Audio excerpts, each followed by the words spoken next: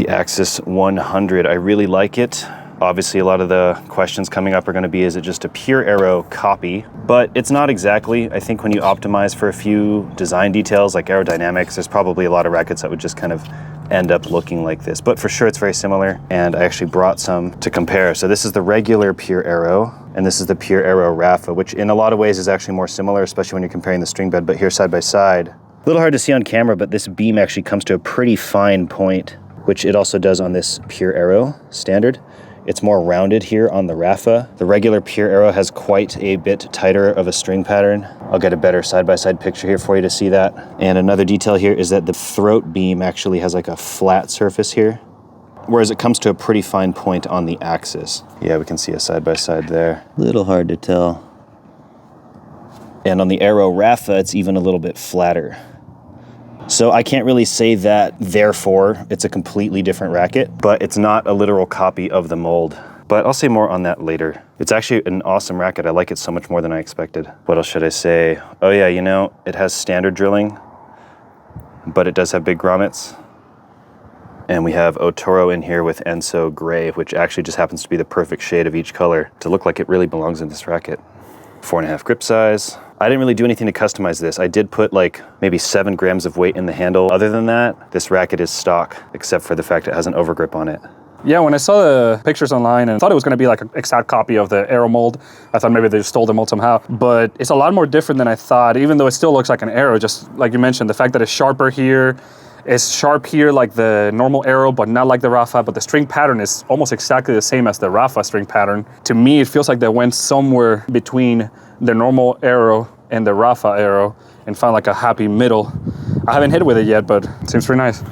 Yeah, the standard Pure Aero has a surprisingly dense string pattern, especially from the older versions. They definitely tighten that up quite a lot. It's almost E-zone-like. The openness on that one is much more like the Rafa, which I guess has always had a more open string pattern. I mean, yeah, side by side, it's almost identical. There's some very subtle differences, but yeah, string pattern, string spacing-wise, much more similar to the Rafa. But I guess, yeah, since I'm trying to play devil's advocate here and just be like balanced in my opinion, it definitely is the most Pure Aero-looking racket that isn't by Babolat, you know what I mean? I don't know, what is the most similar looking racket that isn't a Babolat? Maybe the Dunlop SX, but even that's different. Yeah. I don't know, you wouldn't look at it side by side and think it's a copy, but it's definitely its own racket. All right, you want to hit with it? See what we think afterwards?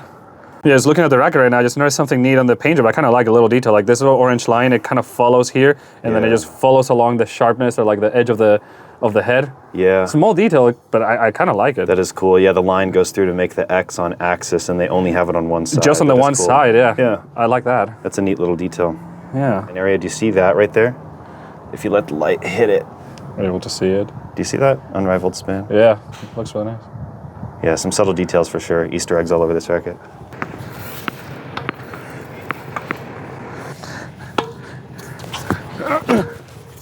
Wow, first shot immediately, so much spin. See, the camera didn't see it, but he airballed it. Could be the honeymoon phase, but I'm liking it better than like the Aero 100 regular and then Rafa. I'm liking this better. Feels like more pop.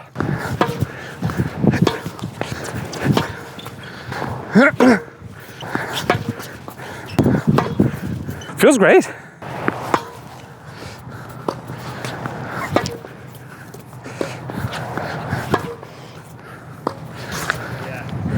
Honestly, this feels more similar to my 98 than either of the two right now. Yeah, this one feels great. I would say probably more spin though. I like it. Makes me even more interested in that 98. Between these two, which have the same string pattern, I feel like I got a lot more spin on this one than this one. I don't know if the swing weight, how it is compared, but this one felt like more plow through the ball, more stable. It's like 3/24. Okay, this one's lower. Okay. I can't remember right now off the top of my head, but I think it's right just under 320. So that could be affecting the spin and the plow through. Sure, but these two felt more similar in a good way than compared to the regular Pure Aero. This one in comparison with a tighter string pattern feel launch angle way lower, power significantly less. I wasn't loving this one. I haven't played with this one in a while. I was definitely liking either the Rafa or way more I was liking this one. Right now it felt really nice, stable, good pop, and I could easily, when I was on the defensive and you were landing it at my feet, I was able to like kind of whip it real quick and still get the ball over the net comfortably. So yeah, this one felt great. The feel as well, amazing. It feels good. Yeah, really nice. Because I know that this new one, especially this one has a lot of like dampening in it. So not as much feel as that one or this one. I'll compare a little bit this Axis racket with these two Black Aces, the 300 and the Black Ace Pro. They're not really anything alike, but it'll still help put it into context with rackets I'm really familiar with. And also, these rackets are amazing for what they are. But darn, I like all of these a lot. They're all really good.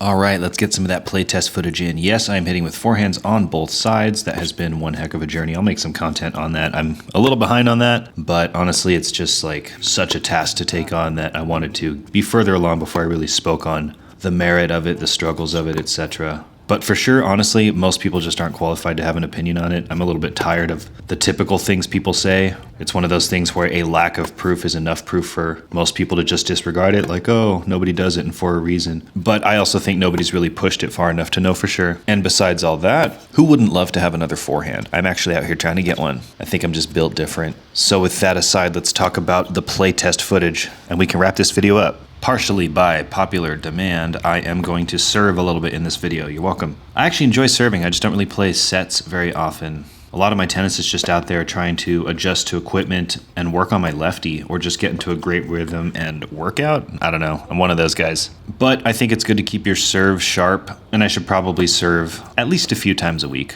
But I do play tennis almost every day. The racket serves super well. A lot of pop, directional control, spin. I feel like it has all the things that you really want out of a great serving racket. Yeah, it's honestly hard to think of anything that isn't really good to say about it in terms of how it performs on serve. So I guess I don't have much more to say. It's awesome.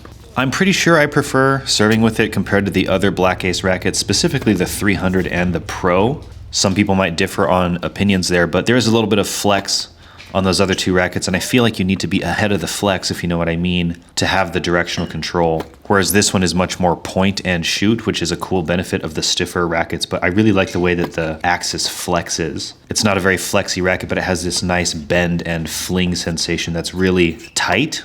The Black Ace 300 and Pro definitely have a bit more of that old school players type flex, but not excessively so. However, the 300 has a little bit more. And check out this shot coming up here. You'll see the one that I'm talking about. This is the kind of shot that will come a little easier to a racket like the Black Ace Pro than it would for the Axis.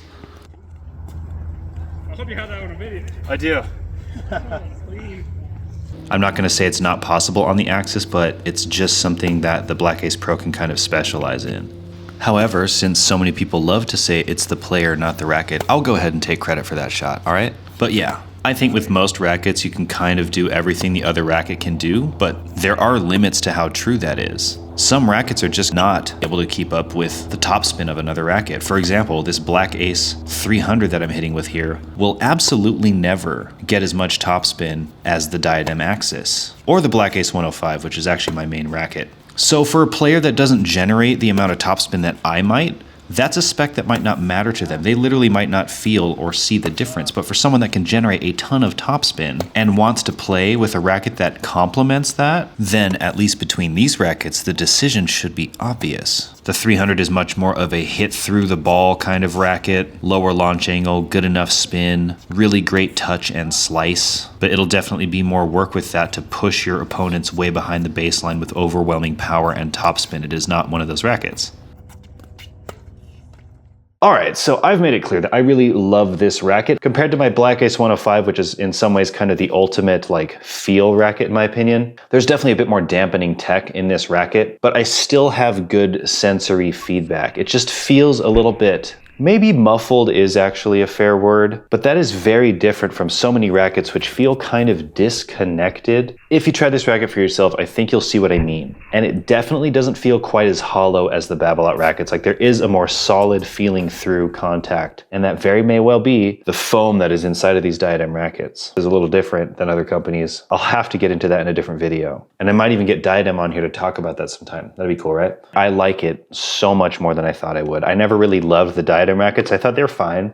However, I think that changes with this racket. Yeah, I'm super happy to actually just have this racket around. I didn't know this wasn't released yet. So thank you, Diadem, for sending this to me. I'm very excited to try the 98. I've only tried one string job in here. It's this orange O Toro, which is a Tennis Warehouse exclusive string, and Enso gray in the crosses. I wonder what I'll try next, but I had to try this. It is just way too perfectly color coordinated to not do this first. And I love both of these strings. It's honestly going to be hard to get away from this color because nothing will probably look as good as this. It's crazy. You know, this is kind of a cheap shot way to explain what this racket is like, but it's kind of like if a Pure Strike were a Pure Aero. Does that make sense? Yeah, I'll just leave it at that. I don't want to say too much. It's hard kind of to describe this racket because it's so similar, but also notably different. And I feel like I'm just gonna be talking in circles if I try to describe that in any more detail. And I'll do more videos on this in the future anyway, so I'll try a different string job, maybe a different tension, and just have more time with it. And